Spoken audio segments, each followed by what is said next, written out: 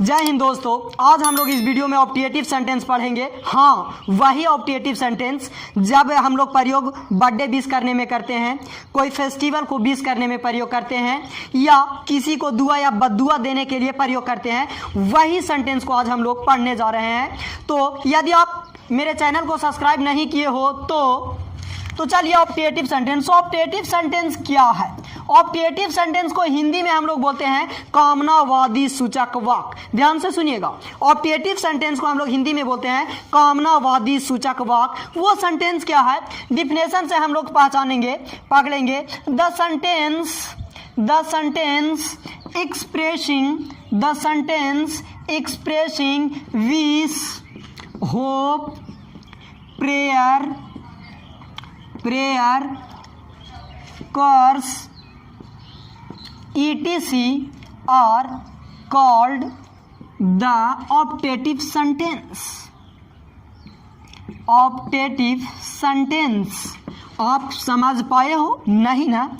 यानी जिस वाक्य से इच्छा, कामना, प्रार्थना, दुआ आदि व्यक्त किए जाए वही सेंटेंस ऑप्टेटिव कहलाते हैं। एक बार और सुनेंगे। जिन वाक्य से इच्छा, उम्मीद, आशा, प्रार्थना या श्राप आदि का एक्सप्रेस किया जाए यानी व्यक्त किया जाए, उन सारी सेंटेंस को ही ऑप्टेटिव सेंटेंस बोलते हैं। यानी आप सिंपली समझ सकते हो आप कि किसी को आप बर्थडे विश कर रहे हो तो बर्थडे विश करने में जो सेंटेंस आप बोलते हो ऑप्टेटिव सेंटेंस कहलाता है। यदि कोई व्यक्ति को आप बद्दुआ दे रहे हो तो बद्दुआ देने में जो सेंटेंस आप बोल रहे हो वो सेंटेंस ऑप्टेटिव कहलाएंगे। किसी को आप होली, दिवाली, ईद, मुहर्रम, बकरीद विश कर रहे हो तो वो सेंटेंस ऑप्टेटिव ही होते हैं। जैसे हम बोले happy Diwali, happy Holi, happy birthday, है ना? तो ये सारे सेंटेंस ऑप्टेटिव ही होते हैं। ऑप्टेटिव सेंटेंस का पहचानने का सबसे बेटर तरीका ये है कि the sentence expressing wish, hope, prayer, curse, etc. Are called the optative sentence. जिस सेंटेंस से इच्छा, कामना, प्रार्थना, आशा आदि व्यक्त किए जाए तो इन सारी सेंटेंस ऑप्टेटिव कहलाते हैं।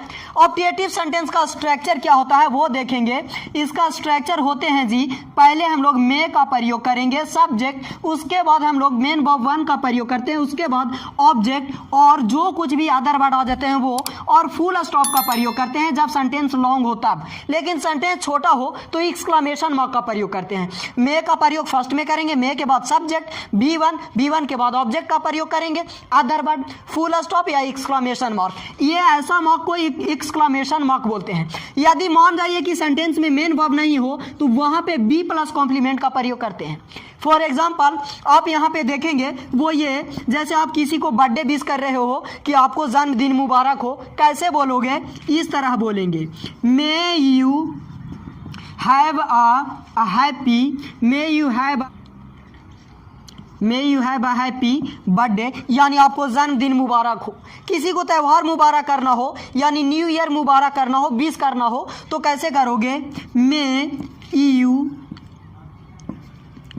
Have a happy new year, may you have a happy new year, आपको नया साल मुबारक हो, है ना? किसी को आप ये कर रहे हो, may you have a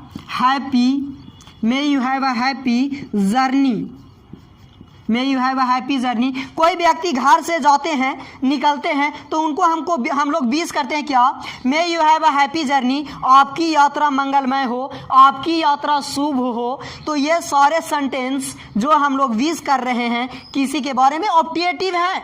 may you have a happy birthday, आपको जन्मदिन मुबारक हो, ऑप्टेटिव सेंटेंस बोल रहे होते हैं उस समय। May you have a happy new year, नया साल मुबारक हो, आपको नया साल मुबारक हो, ऑप्टेटिव सेंटेंसेस हैं। मे गॉड ब्लेस यू, हम लोग बोलते हैं ना भगवान आपको भला करे या भगवान आपको आशीर्वाद दे। मे गॉड ब्लेस यू, भगवान आपको आशीर्वाद दे। ये सारे सेंटेंस ऑप्टेटिव कहलाते हैं। यदि आप चलिए आगे देखते हैं, यदि मेन वर्ब नहीं हो तो बी प्लस कॉम्प्लीमेंट का प्रयोग करेंगे। जैसे मे you B happy, may you be happy, आप खुश हो, मे यू बी हैप्पी। आप समृद्ध हो, may you be wealthy. May you be wealthy, आप समृद्ध हो यानी अमीर हो।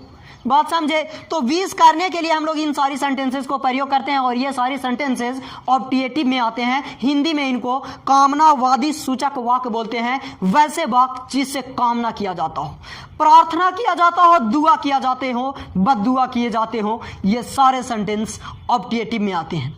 ऑब्जेक्टिव सेंटेंस को हम लोग असर्टिव में बदल सकते हैं, तो हाँ बिल्कुल बदल सकते हो। इसके लिए आप वीडियो में बने रहें। ऑब्जेक्टिव सेंटेंसेस को हम लोग असर्टिव में कैसे चेंज करेंगे वो देखेंगे। आप भी ना समझ में आ रहा है? यहाँ तक ठीक है।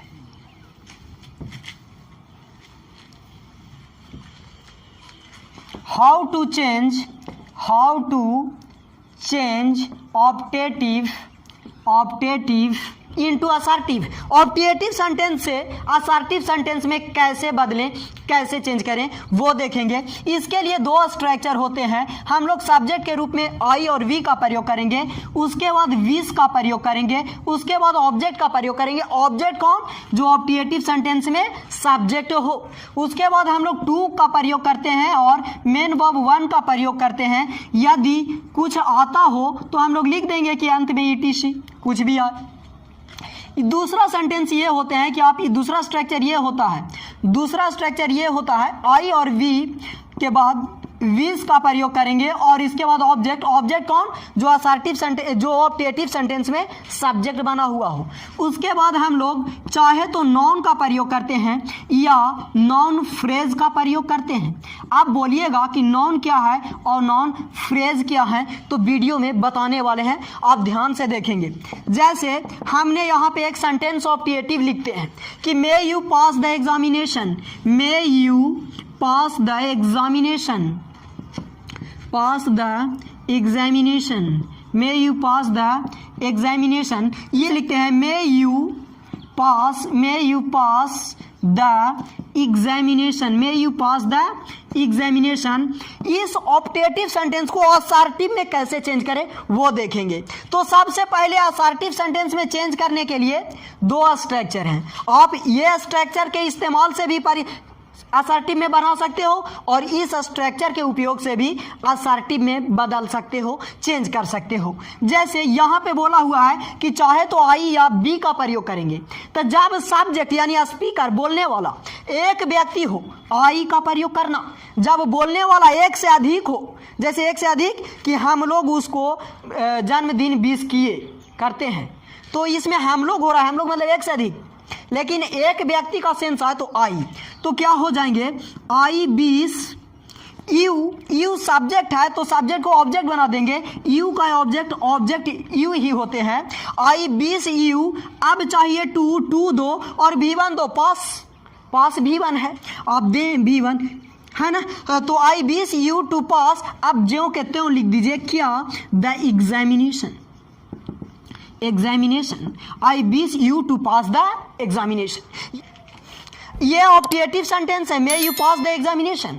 और इस ऑब्जेक्टिव सेंटेंस का असर्टिव क्या हुए? I bless you to pass the examination. आप ये स्ट्रक्चर के प्रयोग करके भी बना सकते हो। जैसे देखना, आई बीस यू टू पास का नाउन कोई होता है सक्सेस नेशन। बात को समझ रहे हो? ये भी सेंटेंस का प्रयोग करके बताएं। यहाँ पे क्या आया है? तो नाउन फ्रेज आए हैं, नाउन अकेले नहीं आया है, नाउन के साथ और कुछ वर्ड हैं। तो जब noun more than one word के साथ आती हो, नाउन फ्रेज कहलाते हैं। बात को समझिए। एक सेंटेंस और आप देखेंगे, may he win the game, may he win the game. ये ऑब्जेक्टिव सेंटेंस है। इस ऑब्जेक्टिव सेंटेंस को असर्टिव में कैसे चेंज करेंगे वो देखेंगे आप ध्यान से। आई या बीस का प्रयोग करेंगे, आई या बी का प्रयोग करेंगे। तो अगर स्पीकर एक व्यक्ति रहे, आई का प्रयोग करना, स्पीकर मोर देन वन रहे, वी का प्रयोग करना। तो हम लोग प्रयोग करेंगे आई और फिर बीस। आई बीस ही है तो ही का ऑब्जेक्ट चाहिए, तो I bless him to win the game, I wish him to win the game. ये ऑब्जेक्टिव सेंटेंस है। इस ऑब्जेक्टिव सेंटेंस का असर्टिव ऐसे बनाएंगे। बात समझ रहे हैं? ऊपर वाला स्ट्रक्चर के प्रयोग करके बनाए हैं, लेकिन ये स्ट्रक्चर के प्रयोग करके भी बना सकते हो। कैसे देखेंगे? I wish him victory in the game, I wish him victory in the game. तो आप देखें यहाँ आई विश हिम लिखा और victory in the game, to win का हम लोग नॉन में कन्वर्ट कर दिए, विक्ट्री और इन द गेम दे दिए। ये ऑब्जेक्टिव सेंटेंस को असर्टिव सेंटेंस में कन्वर्ट कर दिए, बदल दिए, ट्रांसफॉर्म कर दिए। बात यहाँ समझे। एक, may she be happy, may she be happy, वह खुश रहे, वह खुश रहे। आप इसको असर्टिव सेंटेंस में कैसे ट्रांसफॉर्म करेंगे? आपके पास दो स्ट्रक्चर है, दोनों में से किसी एक का प्रयोग करके बना सकते हो, ट्रांसफॉर्म कर सकते हो, या दोनों में से दोनों, आपकी चॉइस। तो देखें, I wish her to be happy, I wish her to be happy. हम लोग फर्स्ट स्ट्रक्चर का प्रयोग करके बनाए, आई के बाद विश का प्रयोग किए, और ऑब्जेक्ट सी का ऑब्जेक्ट हर होता है, और टू के बाद V1, यानी बी तो V1 ही होते हैं, और जो बचा हैप्पी वो दिए। आप इस स्ट्रक्चर का भी प्रयोग करके बना सकते हो। कैसे? आप देखें, I wish her happiness, I wish her happiness. Happy का अगर नॉन में कन्वर्ट करें तो हैप्पीनेस होता है। आई विश हर हैप्पीनेस, मैं उसको खुशियाँ विश करता हूँ। अगर किसी प्रकार के डाउट हो तो आप कमेंट में लिखें। तो चलिए आज वीडियो को यहीं पे